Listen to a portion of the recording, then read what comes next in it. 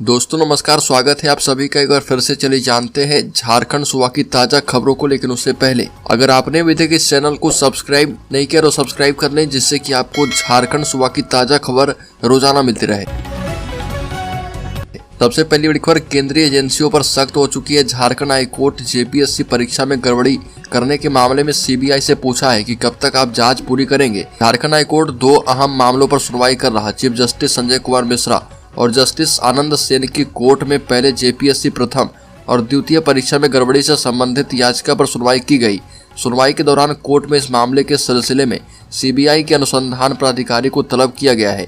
15 दिसंबर को सीबीआई के अनुसंधान अधिकारी को ऑनलाइन कोर्ट से जुड़ने का निर्देश दिया गया है। इस दौरान कोर्ट ने कहा कि इतने साल बीतने के बाद भी सीबीआई इस मामले की जांच कब पूरी करेगी। वहीं अगली खबर की बात करें तो झारखंड में मार्च तक रांची और देवघर में खुलेगा वैदिक विद्यालय। मंदिरों को निबंधन करवाने के लिए नोटिस जारी किया गया है। हिंदू धार्मिक न्यास बोर्ड की ओर से मार्च 2024 तक रांची और देवघर में वैदिक विद्यालय खोला जाएगा और इसके लिए सारी प्रक्रिया शुरू कर दी गई है। इसके लिए देवघर में जमीन की तलाश कर ली गई है। रांची में जमीन देखी जा रही है। इसके बाद सरकार को पत्र लिखकर उनसे जमीन की मांग की जाएगी, ताकि विद्यालय से निमित्त सभी कार्य को आगे बढ़ाया जा पाए। यह विद्यालय काशी शंकर पीठ के सहयोग से संचालित किया जाएगा। बोर्ड के अध्यक्ष जयशंकर पाठक ने कहा कि बोर्ड को पूर्ण रूप से चलाने के लिए कर्मी और जगह की आवश्यकता है। इसके लिए भी जगह तलाशी जा रही है, जिससे बोर्ड पूर्ण रूप से काम कर पाए। और विकसित भारत संकल्प यात्रा के बहाने राज्यसभा सांसद आदित्य साहू ने हेमंत सोरेन सरकार पर साधा निशाना। बीजेपी प्रदेश कार्यालय में राज्यसभा सांसद आदित्य साहू ने कहा कि पीएम मोदी ने भगवान बिरसा मुंडा की जयंती पर विकसित भारत संकल्प यात्रा का शुभारंभ किया है। यात्रा 2 चरणों में होगी और पहले चरण की शुरुआत 15 नवंबर से हो चुकी है। पहले चरण में 9 जिलों में इस यात्रा की शुरुआत की गई है। दूसरे चरण की शुरुआत 3 दिसंबर से होगी। इसकी तैयारी पूरी हो चुकी है। प्रेस वार्ता को संबोधित करते हुए ये बातें कही गई। झारखंड की हेमंत सोरेन सरकार पर निशाना साधते हुए उन्होंने कहा कि राज्य सरकार सिर्फ अपनी तिजोरी भरने में लगी है। यह सरकार केंद्र सरकार की योजनाओं को जमीनी स्तर पर उतरने नहीं देती है और इससे लोगों तक केंद्र सरकार की किसी भी योजना का लाभ नहीं पहुंच पाता है। ऐसे में विकसित भारत संकल्प यात्रा काफी महत्वपूर्ण है। और एक बार झारखंड आंदोलनकारी चिन्हितीकरण आयोग के अध्यक्ष से मिला आंदोलनकारी मोर्चा, सौंपा ज्ञापन। झारखंड आंदोलनकारी मोर्चा का एक प्रतिनिधिमंडल मुमताज खान के नेतृत्व में झारखंड आंदोलनकारी चिन्हितीकरण आयोग के अध्यक्ष दुर्गा उरांव से मिलकर ज्ञापन दिया है। आश्वस्त किया गया कि पुराने आवेदनों को सर्वप्रथम निपटाया जाएगा और जल्द सूची जारी की जाएगी। यह भी कहा गया कि संसाधन और कर्मचारी की कमी के कारण देरी हो रही है। इसके लिए सरकार को लिखा गया है। इसके बावजूद आयोग ने अभी तक 10,430 आंदोलनकारी की पहचान कर गृह विभाग को सूची भेज दी है। लगभग 4,000 लोगों की सूची गृह विभाग द्वारा संपुष्ट की जा चुकी है। बड़ी बार झारखंड में A to Z की पार्टी नहीं बन पाया राजद, सभी को साथ लेकर चलने की थी तेजस्वी यादव की इच्छा। बता दें कि झारखंड में राष्ट्रीय जनता दल की सांगठनिक रणनीति का पालन प्रदेश में नहीं होता दिख रहा, क्योंकि झारखंड राजद में 24 जिलाध्यक्ष में से 13 यानी 50% से ज्यादा सिर्फ यादव जाति से आते हैं। झारखंड में आरजेडी के परंपरागत वोट और पकड़ वाले मुस्लिमों की हिस्सेदारी को भी नजरअंदाज किया गया है। राज्य के 24 जिलाध्यक्ष में से सिर्फ 2 अल्पसंख्यक को जिलाध्यक्ष बनाया गया, बाकी के 9 समाज के अन्य वर्गों से हैं। ऐसे में राज्य की राजनीति में पकड़ रखने वाले समाज के कई वर्गों को संगठन में कहीं भी महत्वपूर्ण जगह नहीं दी गई है। झारखंड में आरजेडी A to Z की पार्टी नहीं बन पाई और वो यादवों की पार्टी बनकर रह गई है। इसका अंदाजा इसी से लगाया जा सकता है कि प्रदेश राजद के प्रभारी जो हैं जयप्रकाश नारायण यादव हैं, तो प्रदेश अध्यक्ष संजय सिंह यादव हैं। झारखंड राजद के प्रदेश के प्रधान महासचिव संजय प्रसाद यादव हैं, तो युवा राजद के प्रदेश अध्यक्ष रंजन यादव हैं। प्रदेश संगठन से लेकर जिला संगठन तक राज्य की राजनीति में एक ही जाति के लोग भरे हुए हैं। अगली खबर, सरायकेला में नाबालिग छात्रा से सामूहिक दुष्कर्म, पुलिस ने आरोपियों को किया गिरफ्तार। सरायकेला में एक नाबालिग छात्रा के साथ सामूहिक दुष्कर्म की घटना घटी। मामला राजनगर थाना क्षेत्र का है। पुलिस ने सभी आरोपी को गिरफ्तार कर लिया है। सरायकेला जिले के राजनगर थाना क्षेत्र अंतर्गत एक नाबालिग छात्रा से 5 लड़कों ने सामूहिक दुष्कर्म की घटना को अंजाम दिया। घटना के बाद नाबालिग छात्रा के परिजन ने राजनगर थाना में मामला दर्ज करवाया। शिकायत दर्ज होने के बाद पुलिस ने कार्रवाई करते हुए सभी 5 आरोपी को गिरफ्तार कर लिया है। घटना 6 नवंबर की बताई जा रही है और बता दें कि नाबालिग छात्रा को उसका सहपाठी छात्र बाइक पर बिठाकर एक खुले मैदान में ले गया। रात होने के बाद ठंड के चलते नाबालिग छात्रा को साथ लेकर आया और लड़का शॉल लाने की बात कहकर वहां से चला गया। इस बीच 5 लड़के वहां पहुंचे और नाबालिग छात्रा को बताया कि उसका साथी उसे नदी किनारे बुला रहा। छात्रा नदी किनारे सुनसान जगह पर पहुंच गई, जहां पर पांचों ने नाबालिग के साथ दुष्कर्म की घटना को अंजाम दिया। अगली खबर झारखंड के बरहेट में मुख्यमंत्री 24 को करेंगे आपकी योजना, आपकी सरकार आपके द्वार कार्यक्रम की शुरुआत।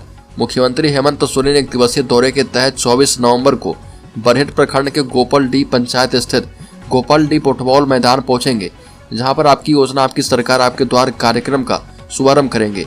साथ ही अपने बरहेट विधानसभा क्षेत्र के अलावा साहिबगंज जिले की जनता को संबोधित करेंगे। इसे लेकर जिला प्रशासन द्वारा जोर शोर से तैयारी की जा रही है। कार्यक्रम में आने वाले लोगों के लिए भव्य पंडाल बनाया जा रहा, जिसमें तकरीबन 10,000 से अधिक लोगों के बैठने की व्यवस्था की गई है। पंडाल में महिला एवं पुरुषों के लिए अलग अलग बैठने की व्यवस्था की जा रही है। बड़ी खबर चाईबासा में फिर से आईडी ब्लास्ट, कई जवानों के घायल होने की खबर। घायल जवानों को एयरलिफ्ट करके भेजा गया रांची। चाईबासा से जहां पर पश्चिमी सिंहभूम जिले के मुफस्सिल थाना क्षेत्र के कोल्हान जंगल में फिर से आईडी ब्लास्ट हुआ। आईडी ब्लास्ट होने की वजह से कई सुरक्षा जवानों के घायल होने की सूचना है। हालांकि अभी कितने जवान घायल हैं इसकी आधिकारिक पुष्टि नहीं हो पाई है। घायल जवानों को इलाज के लिए एयरलिफ्ट करके रांची ले जाया गया है। बताया जा रहा है कि आईडी की चपेट में आने से कई सुरक्षा जवान घायल हुए हैं। और एक बार जामताड़ा में साइबर पुलिस ने यूट्यूब चैनल के ऑनरों की आईडी बदल ठगी करने वाले 5 लोगों को किया गिरफ्तार। साइबर ठग आए दिन नए नए तरीके अपनाकर लोगों को ठगी का शिकार बना रहे हैं। इस बार जामताड़ा के साइबर ठगों ने ठगी करने का नया तरीका अपनाया। साइबर ठगों ने यूट्यूब चैनल के ऑनरों से ही सब्सक्राइबर बढ़ने पर रुपए मिलने का लालच देकर यूट्यूब चैनल का पूरा डिटेल ले लिया। फिर यूट्यूब चैनल के ऑनर का मोबाइल नंबर, ईमेल आईडी बदलकर साइबर ठग खुद हैंडल करने लगे। लोगों को लोन देने के नाम पर ठगी का शिकार बनाने लगे। इसका खुलासा एसपी अनिमेश नैथानी ने प्रेस कॉन्फ्रेंस करके किया है। बताया गया कि साइबर डीएसपी मंजरुल होदा के नेतृत्व में देर रात करमाटांड़ थाना क्षेत्र के लोहरबंधा, बरमुंडी, दुधानी एवं नारायणपुर थाना क्षेत्र के लोकानिया गांव में छापेमारी करके कुल 5 साइबर ठगों को गिरफ्तार किया गया, जबकि एक आरोपी भागने में सफल रहा। बताया गया कि लोहरबंधा गांव से शहादत अंसारी, बरमुंडी गांव से रिजवान अंसारी, राकेश कुमार मंडल, दुधानी गांव से विकास कुमार मंडल एवं लोकनिया गांव से अशोक कुमार दास को अरेस्ट किया गया है। अलीगढ़ गोड्डा के सांसद डॉक्टर निशिकांत दुबे ने फिर से किया टीएमसी सांसद महुआ मोइत्रा पर हमला, दिखाया लोकसभा का आदेश।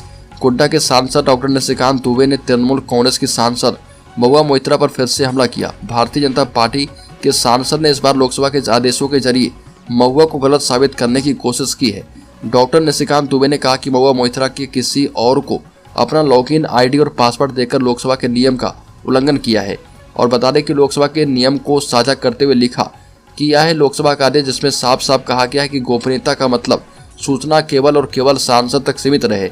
इसकी वजह यह है कि सांसद जब सदन में प्रश्न पूछते हैं तो संसद शुरू होने के 1 घंटा पहले उत्तर सांसद को मिलता है और इससे शेयर मार्केट कंपनी की स्थिति में उतार चढ़ाव, देश की सुरक्षा में सैन्य, दूसरे देशों के साथ अपने देश के संबंध पर समय से पहले जानकारी मिल जाने पर आर्थिक सुरक्षा से खिलवाड़ हो सकता है। बड़ी खबर, झारखंड में असिस्टेंट प्रोफेसर के लिए पीएचडी की अनिवार्यता खत्म किया गया। अब 99 साल के लिए लीज बंदोबस्ती।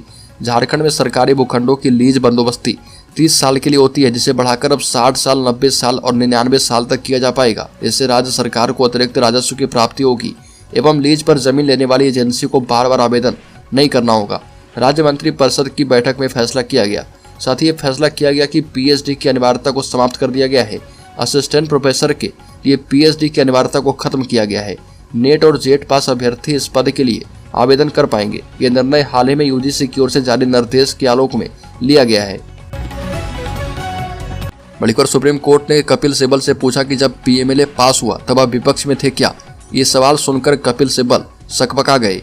बता दें कि ईडी की ताकत को घटाने के लिए सुप्रीम कोर्ट में पुरजोर कोशिश की जा रही है और बता दें कि पीएमएलए कानून ने ईडी को ये ताकत दे दी है कि यदि एजेंसी को किसी व्यक्ति के खिलाफ भ्रष्टाचार या धन शोधन के सबूत मिलते हैं तो एजेंसी उसकी संपत्ति जब्त कर सकती है और उसे गिरफ्तार कर सकती है। हालांकि सजा नहीं सुना सकती है, लेकिन इस सब के बावजूद देश की सबसे बड़ी कोर्ट में एक बार फिर से ईडी की ताकतें कम करने के लिए सुनवाई का दौर चल रहा। याचिकाकर्ता की तरफ से पेश वरिष्ठ वकील और राज्यसभा सांसद कपिल सिब्बल ने कोर्ट में ईडी को बेलगाम घोड़ा बताया। इसी मामले को लेकर जस्टिस त्रिवेदी के अलावा जस्टिस संजय किशन कौल और जस्टिस संजीव खन्ना की सुनवाई चल रही है। सुनवाई के दौरान न्यायमूर्ति त्रिवेदी ने सिब्बल के सियासी करियर को लेकर सवाल पूछ लिया। जस्टिस त्रिवेदी ने कहा कि जब पीएमएलए लागू किया गया था तब सिब्बल विपक्ष में थे क्या। या फिर उस वक्त सत्तारूढ़ पार्टी के ही हिस्से थे। दरअसल पीएमएलए को साल 2002 में संसद में पास किया गया था, किंतु 2005 में इसे लागू किया गया था और कपिल सिब्बल उस वक्त सत्ता पक्ष के हिस्सा थे। बड़ी खबर, मुख्यमंत्री के विधानसभा क्षेत्र में 7 दिन में 7 मौत। पहाड़िया जनजाति के 7 बच्चों की अज्ञात बीमारी से हुई मौत। स्वास्थ्य विभाग को खबर तक नहीं पहुंची थी। मुख्यमंत्री हेमंत सोरेन के विधानसभा क्षेत्र में 7 दिनों में 7 बच्चों की मौत हो गई। स्वास्थ्य विभाग को इसकी भनक तक नहीं लगी। हेमंत सोरेन के बरहेट विधानसभा में गोड्डा जिला का एक प्रखंड पड़ता है सुंदर पहाड़ी। यहाँ पर गत 14 नवंबर से लेकर 21 नवंबर तक गरीब पहाड़िया जनजाति के 7 बच्चे अज्ञात बीमारी से मर गए। स्वास्थ्य विभाग को इसकी भनक तक नहीं लगी और गरीब पहाड़िया इस आशा में झोला छाप डॉक्टरों से दवा लेते रहे कि उसका बच्चा ठीक हो जाएगा, पर वह अपने बच्चे को नहीं बचा पाए।